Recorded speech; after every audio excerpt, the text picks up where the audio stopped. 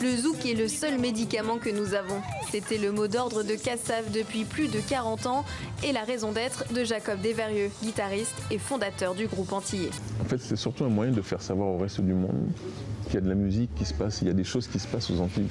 Et pourtant, en 1979, quand il fonde Kassav avec Pierre-Édouard Décimus, il ne s'attendait pas à un tel succès planétaire. À l'époque, en tout cas, on trouvait que c'était un projet mégalo, mais on ne pensait pas qu'on arriverait jusque-là. On a du succès dans plein de pays, on a visité un tas d'endroits. Bon, il y a même des artistes qui ont l'âge de nos enfants, qui sont inspirés par ce qu'on fait. Bon, qu'est-ce qu'on peut demander de plus, quoi?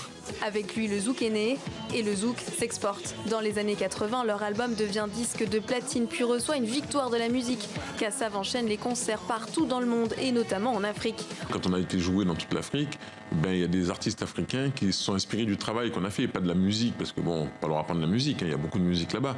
Mais ils ont dit, tiens, on va essayer de faire comme Kassav, on va essayer de développer la musique qui vient de chez nous et de mettre toutes les connaissances qu'on a, quoi.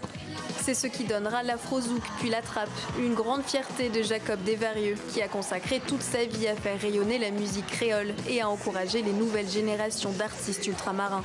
Comme ici en 2018, où il a organisé un concert pour la scène d'outre-mer.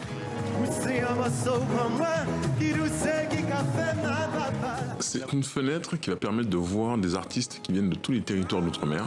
Et pour une fois, on leur donne une chance.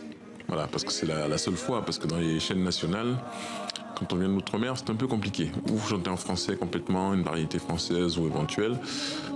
Sinon, la porte est fermée.